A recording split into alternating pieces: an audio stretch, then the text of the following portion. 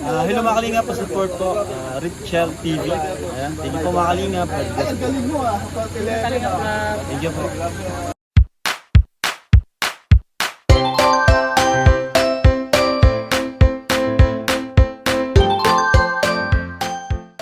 Hello mga kalingap, good morning po mga kalingap. Welcome back to my YouTube channel. Nandito po tayo ko po si Richel TV.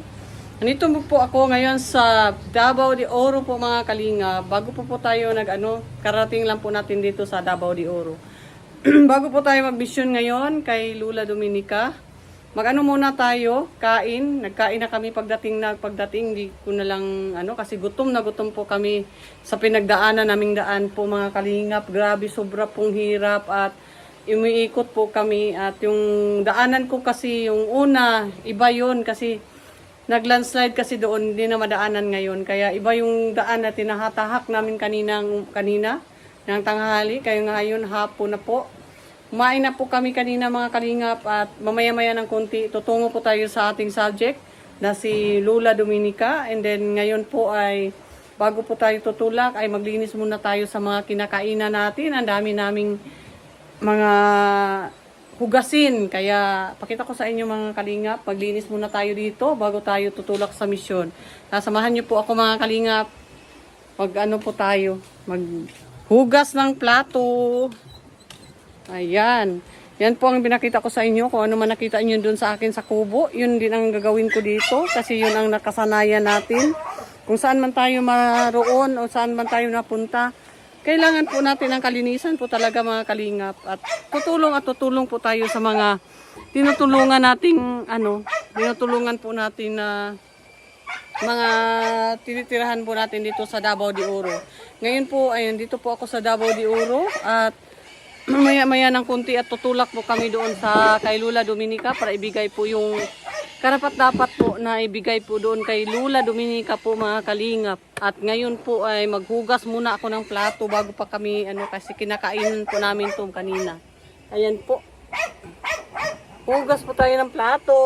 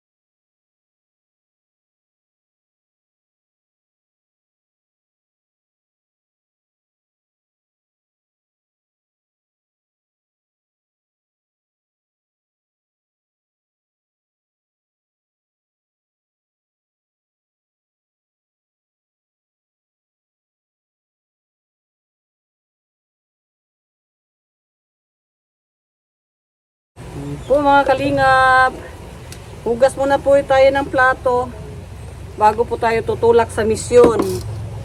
Kasi yung pinagkainan namin to kanina, wala po silang dito, parang hugasan ng plato. Kita ko sa inyo kung anong kabuuan yung sitwasyon yung probinsya to talaga mga kalingap. Dito po kami ngayon kay sa bahay namin dito sa Davao de Oro kung saan po ay marami akong tinutulungan.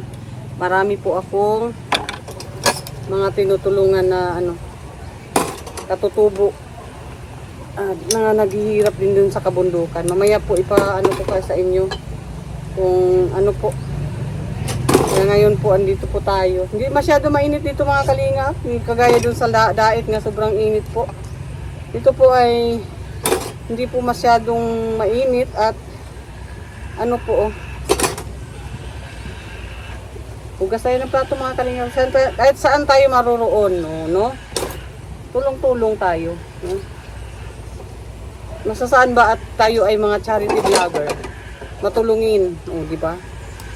Kaya yung mga nagbasa akin doon na nagmukha na daw akong katulong doon, nag-ano na daw ako, hindi yan. Kasi siguro ang kaugalian ninyo ay pag mapunta kayo sa bahay ng iba, hindi kayo tumulong. Kaya nasabi nyo sa akin yun. Ang totoo yan, nakisama lang po tayo kasi nakitira po tayo mga kalingap. Para hindi walang masabi po yung mga tinitirhan natin, kung sakali man kayo ay nag-ano sa akin doon. Para walang masabi na matira ka, walang taong magpatira sa iyo pag hindi ka matulungin. Walang taong gusto na pag halimbawa tumitingin ka lang sa mga gawain ng kung ano man lang ang magawa natin, yun ang may matulong natin mga kalingap. Yung ano lang, yun lang ang matulong natin doon diba? Siyempre nakatira tayo sa bahay, tutulong tayo at kung ano man, anumang magawa pa natin. Nakakainip din yung wala kang ginagawa. Siguro yung iba, napansin na lagi akong ganyan, wala na daw katulong, ganyan. Hindi yan totoo yan mga kalingap. Kasi kaming lahat doon ay may trabaho. Mga anak man niya, kapatid man ni Ruel, si Ruel, mayroon din. Busy po silang lahat.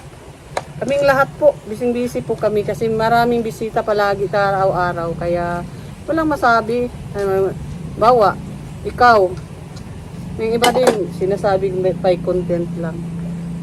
Totoo naman yun, kinukontent natin, pero ginagawa lang po natin ng pagbibideo para po mga kalingap, may upload po tayo at maano po tayo, kasi nandun lang po tayo, wala tayong charity doon. Nandito po kasi ang charity natin, ang atin lang, active tayo sa YouTube at hindi tayo ma-demonetize. Yun lang ang ano natin doon sa ginagawa natin doon na kaya pero ang iba talaga doon mga kalingap ay hindi ko content, hindi ko na binibidyohan yung may mga ginagawa talaga ako doon na pagtulong at pag sa kanila na hindi ko po hindi ko po kino-content, hindi ko po binibidyohan. Yung sa akin lang may pang-upload lang ako, may pang lang ako.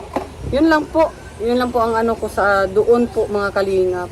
Pero parang sa palagay ko po parang napapasama na po yung yung tinitirhan ko. Kaya minsan lang po talaga ako nag-a-upload doon. Kasi hindi naman totoo yun. Kasi sila po, may mga trabaho, sila Kalingap Angeli, naglilinis din sa taas, yung sila dyan, mayroon yung ginagawa, kita naman ninyo. Minsan din, binibidyo nila yung mga ginagawa nila. Minsan din po mga Kalingap ay wala, ay hindi rin. Ako din, yung mga ginagawa ko, minsan binibidyo ko, niluluto ko, naglilinis ako, may mga tanim ako doon. Binidyo ko para po may pang-upload tayo, para active pa rin tayo kahit wala tayo sa charity, na hindi pa tayo nag-charity, habang hindi pa tayo nag-charity. So salamat po sa mga nagmamahal sa akin doon, Ang dami pong nagmamahal sa akin, lahat ng mga upload ko po ay suportado po nila lahat. Maraming salamat at si Lord na po ang bahala sa iyo. So ngayon, start na po, andito na po ako sa Mindanao. Start po ako sa pag-mission mga kalingap. Ngayon po ay mission ko po dito sa Davao de Oro. So bago po ako nagpunta dito, naglinis muna ako doon sa bahay. Hindi ko pa man yung mga upload ko yung sa bahay. Nag-grocery at tayo sa doon at naglinis din tayo at pinakita ko po din sa inyo yun. Yung lahat ng mga gawain ko doon, kung ano po ang ginagawa ko sa sarili ko pong bahay. So andito po yung nanay ko at andito po yung mga kamag-anak kong iba. So tayo po ay naglilinis din dito. Marami din akong tanim dito mga kalingap at pakita ko po din sa inyo yung mga tanim ko. Kung ano po yung mga tanim. So sabayan nyo ako mga kalingap, explain ko po lang ang side ko sa mga nangbas dun sa akin. Kaya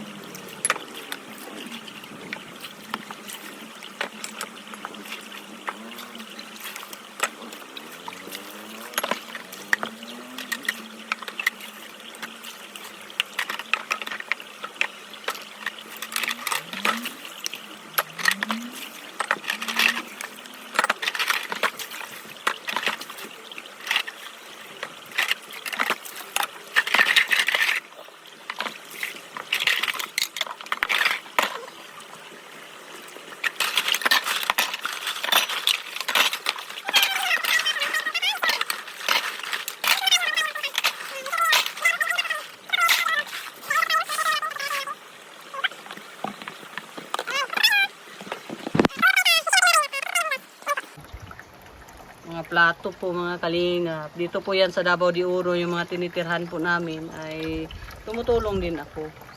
At may mga tanim din tayo dito sa Davao de Oro. Samahan niyo po ako. Ito lang po oh. Galing bundok po yan. Yung agos po yan na tubig. Yan, galing bundok. Mahina nga lang. Oh, mahina. Yan, galing yan sa bundok po mga kalingap.